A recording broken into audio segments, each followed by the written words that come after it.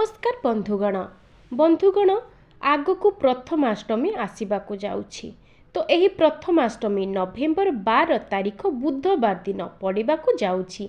तेबे एहा आम ओडिया वर्षर मार्गशीर मासर प्रथम अष्टमी को प्रथमाष्टमी बोली कुहा जाई थाए। एही प्रथमाष्टमी दिन घरर बड़ पुओ किंबा बड़ झियो मानंकु पढ़ुआ करा जाए।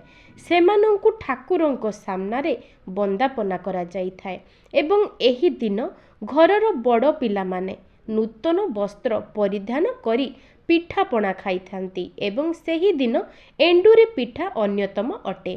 तेबे बंधुगण आमर ओडिया परंपरा रे एही पर्वटीर अत्यंत विशेषत्व रहिछि।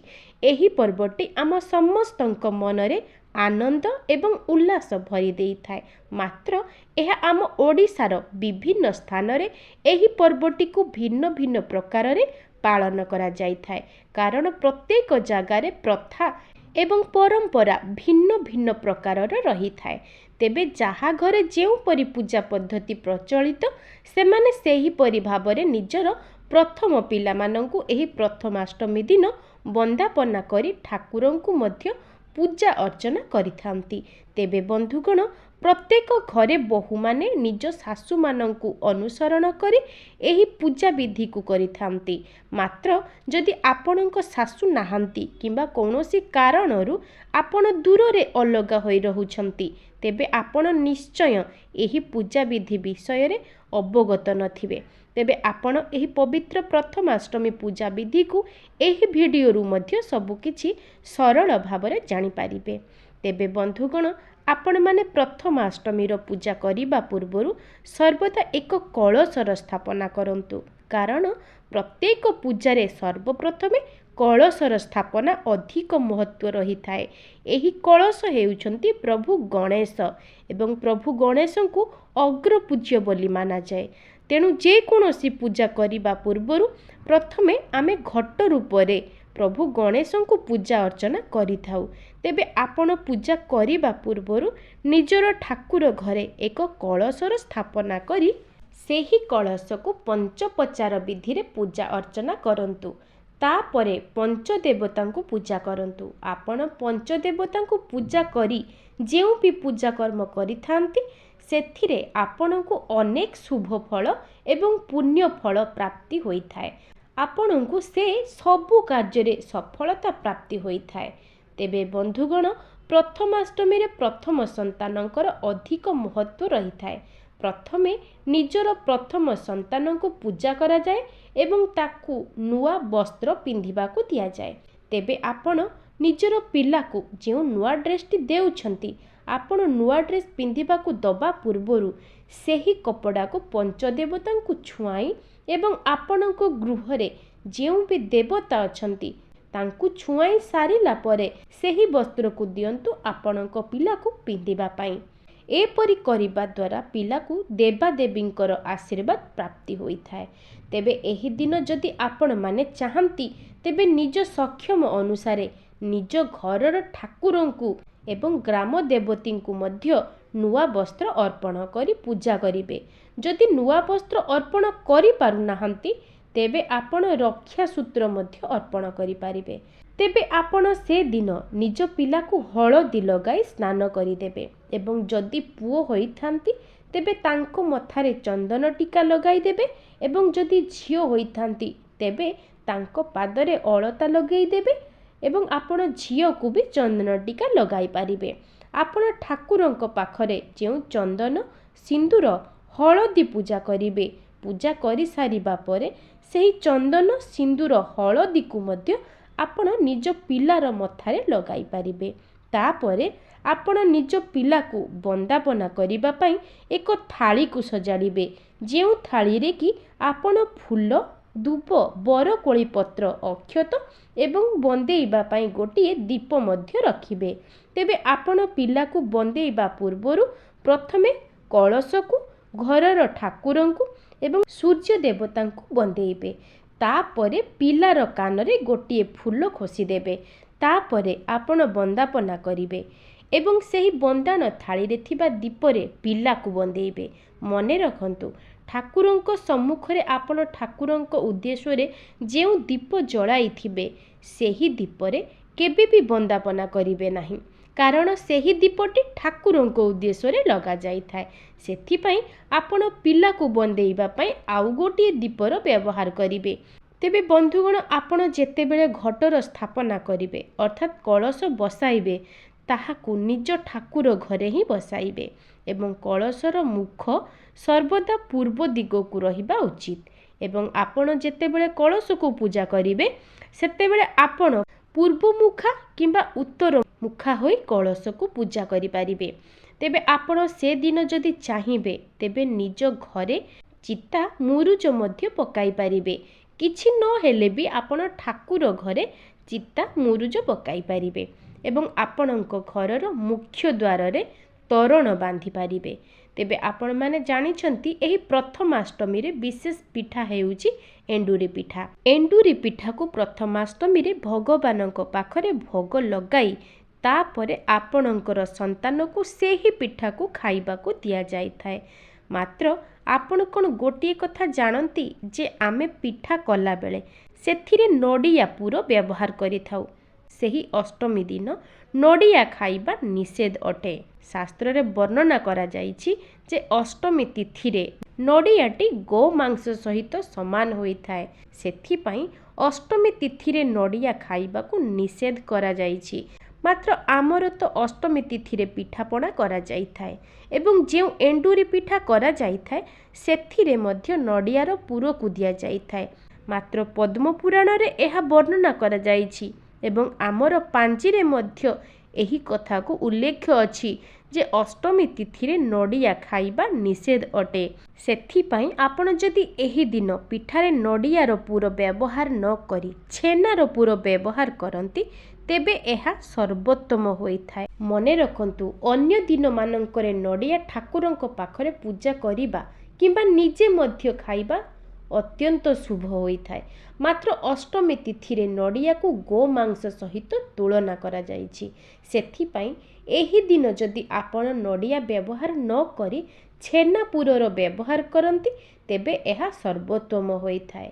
ତେବେ ଏହି ପିଠାକୁ ଆପଣ ଠାକୁରଙ୍କ ନିକଟରେ ଭୋଗ ଲଗାଇଲା ପରେ ପ୍ରଥମେ ଆପଣଙ୍କର ପ୍ରଥମ ସନ୍ତାନକୁ ଏହି ପିଠା ଖାଇବାକୁ ଦିଅନ୍ତୁ ଯାହାକୁ ଆପଣ ବନ୍ଦାପନା କରିଥିବେ। ତାପରେ ଘରର ଅନ୍ୟମାନେ ସେହି ଦିନ ପିଠା ଖାଇବେ। ତେବେ ଆପଣମାନେ ଯଦି ନିଜ ପିଲାକୁ ପ୍ରଥମ ଥର ପାଇଁ ଅଷ୍ଟମୀ କରୁଛନ୍ତି କିମ୍ବା ଅନେକ ଥର ସେ ଅଷ୍ଟମୀ ହେଇସାରିଛନ୍ତି ତେବେ ମଧ୍ୟ ଆପଣ ଏହି ଦିନ ଯଦି ଅନ୍ନଦାନ ସହିତ ବସ୍ତ୍ରଦାନ କରନ୍ତି ତେବେ ଆପଣଙ୍କ ପିଲାକୁ ଭଗବାନଙ୍କର ବିଶେଷ ଆଶୀର୍ବାଦ ପ୍ରାପ୍ତି ହୋଇଥାଏ। ଏହାଦ୍ୱାରା ଆପଣଙ୍କ ପିଲାର ମଙ୍ଗଳ ହୋଇଥାଏ। ତେବେ ଏହା ଆପଣ ନିଜ ସାମର୍ଥ୍ୟ ଅନୁସାରେ ହିଁ କରିପାରିବେ। ଆମର ଉତ୍କଳୀୟ ପର୍ବର ଏହି ପ୍ରଥମାଷ୍ଟମୀ ପର୍ବ ଦିନ ଅନେକ ବିଶେଷତ୍ୱ ରହିଛି। ଏପରିକି ଶ୍ରୀମନ୍ଦିରରେ ମଧ୍ୟ ଏହି ପ୍ରଥମାଷ୍ଟମୀ ପର୍ବକୁ ପାଳନ କରାଯାଇଥାଏ। ସେହିଦିନ ତିନି ଠାକୁର ନୂତନ ବସ୍ତ୍ର ପରିଧାନ କରିଥାନ୍ତି। ଏପରିକି ସେଦିନ ପ୍ରଭୁ ଲିଙ୍ଗରାଜଙ୍କର ମଧ୍ୟ ପଢ଼ୁଆ ଅଷ୍ଟମୀ ପର୍ବ ପାଳନ କରାଯାଇଥାଏ। ଆମର 12 ମାସରେ 13 ପର୍ବ ପାଳିତ ହୋଇଥାଏ। ଆପଣମାନେ ଜାଣନ୍ତି ଆମର ପୁରୀ ଜଗନ୍ନାଥ ମନ୍ଦିରରେ ଅନେକ ପର୍ବ ପାଳନ କରାଯାଇଥାଏ। ମାତ୍ର ଏହି ପବିତ୍ର ପ୍ରଥମାଷ୍ଟମୀ ପର୍ବରେ ପ୍ରଭୁ ଲିଙ୍ଗରାଜଙ୍କର ଆଦ୍ୟ ଯାତ୍ରା ଅଟେ। ତା ସହିତ ଆଉ ଗୋଟିଏ ବିଶେଷ କଥା ହେଉଛି କି ଆପଣମାନେ ତ ଜାଣିଥିବେ ଆଜି ଯୁଗରେ ଆମର ଗୁରୁଜନମାନଙ୍କ ପ୍ରତି ସମ୍ମାନ କମି ଯାଉଛି। ଗୁରୁଜନମାନଙ୍କ ପ୍ରତି ଆମର ଯେଉଁ ଦାୟିତ୍ୱ କର୍ତ୍ତବ୍ୟ ରହିଛି ତାହା ମଧ୍ୟ କମି ଯାଉଛି। ତେବେ ଏହି ପ୍ରଥମାଷ୍ଟମୀ ପର୍ବର ଆଉ ଗୋଟିଏ ମୁଖ୍ୟ ବିଶେଷତ୍ୱ ହେଉଛି କେବଳ ନିଜର ପ୍ରଥମ ସନ୍ତାନ ନୁହେଁ, ଯଦି ଆପଣ ଚାହିଁବେ ତେବେ ଆପଣଙ୍କ ଘରର ମୁଖ୍ୟ ବ୍ୟକ୍ତିଙ୍କୁ ମଧ୍ୟ ଏହା ସମର୍ପିତ ଅଟେ। ତେଣୁ ଆପଣ ନିଜର ପ୍ରଥମ ପିଲାର ବନ୍ଦାପନା ଯେପରି କରୁଥିବେ, ନୂତନ ବସ୍ତ୍ର ଦେଇ ପିଠା ଖୁଆଉଥିବେ, ଠିକ୍ ସେହିପରି ଆପଣ ନିଜ ଘରର ମୁଖ୍ୟ ବ୍ୟକ୍ତିଙ୍କୁ ମଧ୍ୟ ପ୍ରଥମାଷ୍ଟମୀ କରିବା ନିଶ୍ଚିତ ଆବଶ୍ୟକ ଅଟେ। ସେମାନଙ୍କୁ ମଧ୍ୟ ସେହି ଶୁଭ ଦିନରେ ଖୁସି କରାଇବା ଆବଶ୍ୟକ। ଯଦି ଆପଣ ନିଜ ଘରର ଗୁରୁଜନମାନଙ୍କୁ ଅବହେଳା କରି ନିଜ ପିଲାର କେବଳ ଦାୟିତ୍ୱ ନେଉଛନ୍ତି ତେବେ ଆପଣ ଯେତେ ପ୍ରଥମାଷ୍ଟମୀ କଲେ ମଧ୍ୟ ତାହାର କୌଣସି ଶୁଭ ଫଳ ପ୍ରାପ୍ତ ହୋଇନଥାଏ, କାରଣ ଆପଣଙ୍କୁ ଗୁରୁଜନମାନଙ୍କର ଆଶୀର୍ବାଦ ପ୍ରାପ୍ତ ହୋଇନଥାଏ। ସେଥିପାଇଁ ଆପଣ ଚେଷ୍ଟା କରନ୍ତୁ ଏହି ଦିନ ନିଜ ପିଲାର ଦାୟିତ୍ୱ ନେବା ସହିତ ଘରର ନିଜ ଗୁରୁଜନଙ୍କର ଦାୟିତ୍ୱ ଗ୍ରହଣ କରିବାକୁ। ଆଜ୍ଞା, କେବଳ ଯେ ପ୍ରଥମାଷ୍ଟମୀ ଦିନ ତାଙ୍କୁ ଗୋଟିଏ ନୂଆ ବସ୍ତ୍ର ଦେଇ ଗୋଟିଏ ପିଠା ଖୁଆଇ ଦେଇ ପୂଜା କରିଦେଲେ ଆପଣଙ୍କର ଦାୟିତ୍ୱ ସରିଗଲା, ତାହା ନୁହେଁ। ପ୍ରତ୍ୟେକ ଦିନ ଆପଣ ଘରର ଗୁରୁଜନ ଅର୍ଥାତ୍ ନିଜ ଶାଶୁ ଶ୍ୱଶୁର ଏବଂ ଅନ୍ୟ ଯେଉଁ ଗୁରୁଜନମାନେ ରହୁଛନ୍ତି ସେମାନଙ୍କର ଦାୟିତ୍ୱ ନେବା ପାଇଁ, ସେମାନଙ୍କୁ ନିଜର ଭଲ ପାଇବା ଏବଂ ସ୍ନେହ ଶ୍ରଦ୍ଧା ଦେବା ପାଇଁ। କାରଣ ଯଦି ଆପଣଙ୍କ ଉପରେ ସେମାନଙ୍କର ଆଶୀର୍ବାଦ ରହେ ତେବେ ଆପଣଙ୍କର ମଙ୍ଗଳ ହେବା ସହିତ ଆପଣଙ୍କ ପିଲାମାନଙ୍କର ମଧ୍ୟ ମଙ୍ଗଳ ହୋଇଥାଏ। କାରଣ ଆମ ଘରର ପ୍ରଥମ ଠାକୁର ହେଉଛନ୍ତି ଆମର ଗୁରୁଜନ। ସେମାନଙ୍କର ସେବା କରିବା ମଧ୍ୟ ଆମର ପ୍ରଥମ କର୍ତ୍ତବ୍ୟ ଅଟେ। ତେବେ ଏହି ଦିନ ଏପରି ମଧ୍ୟ ପ୍ରଥା ରହିଛି ଯେ ଆପଣ ଏହି ଦିନ ପୂଜା ସାରିବା ପରେ ଏବଂ ନିଜର ପ୍ରଥମ ସନ୍ତାନକୁ ବନ୍ଦାପନା କରି ପିଠା ଖୁଆଇ ସାରିବା ପରେ ବଳଦମାନଙ୍କୁ ମଧ୍ୟ ପିଠା ଖୁଆଇ ପାରିବେ। କାରଣ ବଳଭଦ୍ର ହେଉଛନ୍ତି ଜ୍ୟେଷ୍ଠ ଏବଂ ଆମେ ବଳଦକୁ ବଳଭଦ୍ରଙ୍କ ସ୍ୱରୂପରେ ପୂଜା କରିଥାଉ। ତେଣୁ ଆପଣ ଏହି ଦିନ ବଳଦକୁ ପିଠା ଖୁଆଇ ପାରିବେ।